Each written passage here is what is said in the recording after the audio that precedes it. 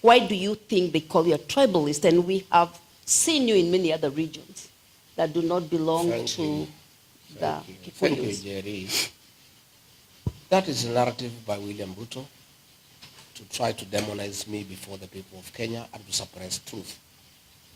William Ruto has nothing against me.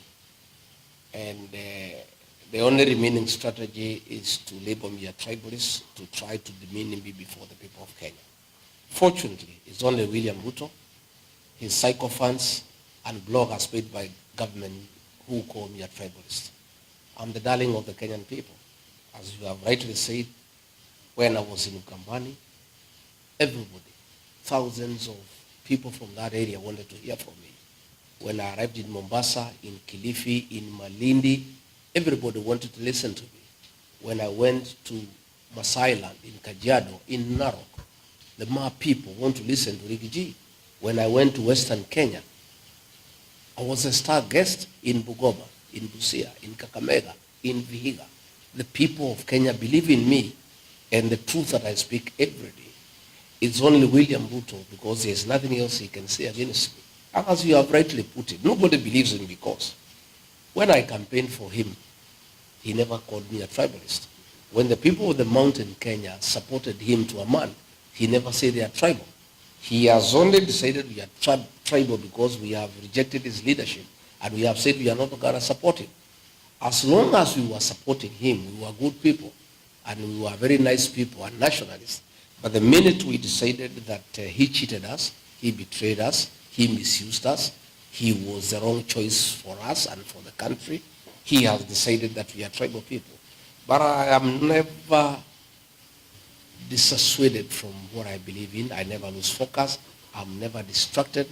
I ignore those things with the content that they deserve. I am very keen to talk to the people of Kenya. I stand for the people of Kenya. When I fought for the Gen Zs, I fought for all the Gen Zs for the people of Kenya. When I oppose over-taxation, I do it for the people of Kenya. And the people of Kenya have understood who Rigathi is. And William Ruto, with his narrative, will go nowhere. When I go back, I will be having a 3-day incursion of the Gusii region in Kisii and Nyamira. Again, I will be going to Migori in Kuria. Again, I will be going to Bomet. I will be going to Eldoret. I will go to each and every part of the country because I'm a Kenyan leader. And I'm a leader who is respected by the people of Kenya for what I believe in and for upholding truth, because the people of Kenya want a truthful leader. And that is why William Ruto is scared. He would like to confine me in the mountain so that other Kenyans do not benefit from what I know and from telling them what is happening in government and what happened when I was in government. He doesn't want me to give that truth to the people of Kenya. That is why he tries to bog me down and try to intimidate me by saying I'm tribal. I'm not intimidated. I am strong. I am focused. I'm a man on a mission. I'm moving on. I'll move to each and every part of the country. All right. Let's proceed. Your Excellency, somebody else asked, the country, our country, Kenya, has a lot of hope in the united opposition. Are you really going to hold together? And this is somebody asking, they are just concerned because they have seen the government buy everybody. So they ask, are you going to hold together for the next 2 years, or the government is going to buy some of you off? I am persuaded that the leaders I work with are strong and are committed to a united opposition so that we have one candidate to face William Ruto in the next general election. I have personally committed before the people of Kenya that if I'm not chosen to be the flag bearer, I will be more than willing to support whoever is agreed on. My colleague, Kalonzo Musyoka, has committed himself that in case he's not the flag bearer, he'll support whoever is agreed upon. Dr. Fred Matiang'i has committed that if he's not the flag bearer, he'll support whoever has been agreed on. What I know, and I appeal to my colleagues, is to remain strong and to remain focused, because the people of Kenya expect us to stick together. William Ruto has rolled out a very elaborate plan to divide the opposition. And he is using every trick in the book, and he has applied massive resources to try to create problems within the opposition.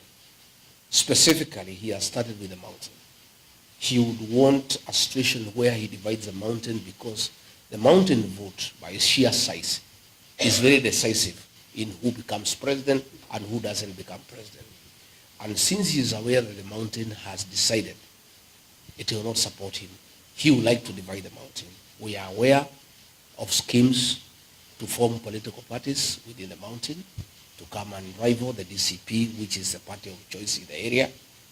We are aware that he is trying to introduce a third force by, funding leaders who appear like they are opposed to him, but you start wondering where they are getting money all of a sudden to start dishing around in the country. These are things that are going on, but luckily for us, the people of Kenya are very intelligent, and they see these things from far.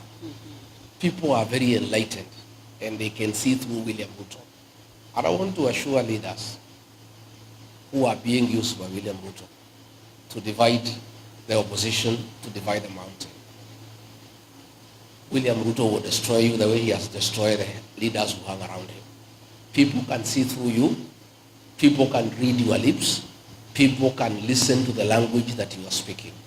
If, for example, you hear a leader from the mountain saying that Rigathi is tribal, they don't like tribalism, that is the language of William Ruto. You don't need to have rocket science to know who is sponsoring that person, because that is the language of William Ruto of saying the people of the mountain as tribal. So if you hear a leader from the mountain all of a sudden talking about tribalism, oh, we don't want tribalism, that is the language of William Ruto. You can tell. And then you can see those leaders are having some bit of money and they did not have money before. That tells you clearly what is happening.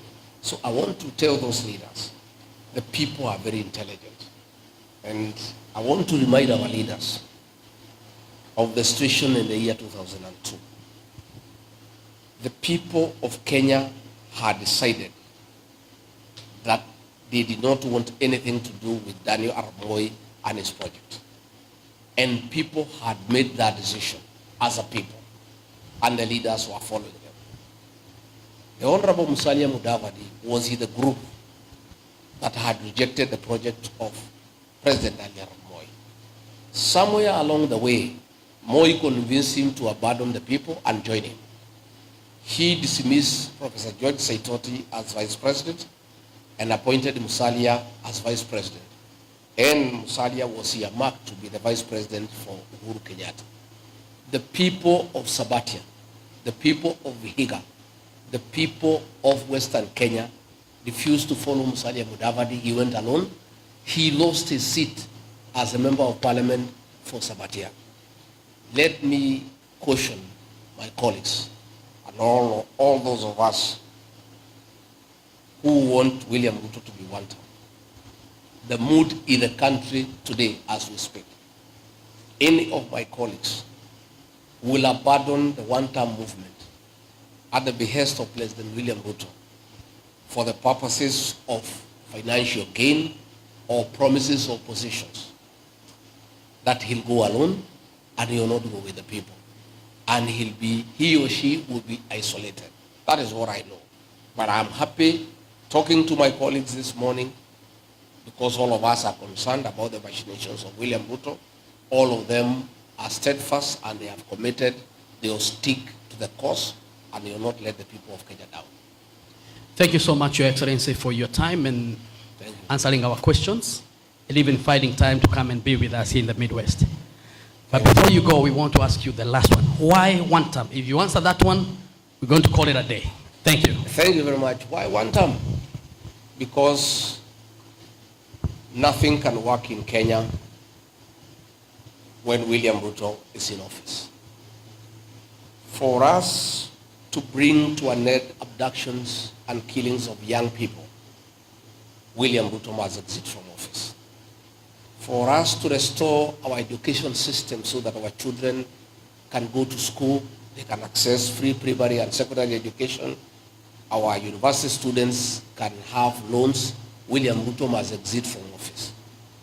for the economy to get back on form, for us to restore our economy, William Ruto must be one term. What we are saying is, before we can get our country back, before we can restore the dignity of the payslip, William Ruto must exit from State House. And that is why the Kenyan people, in unison, have agreed this one term. To an extent that today, the president and his deputy cannot hold an organic meeting. All their meetings must be at our tent, where people have been vetted and paid, so that they can avoid people seeing one term. You saw what happened during the opening match of the Chan football tournament.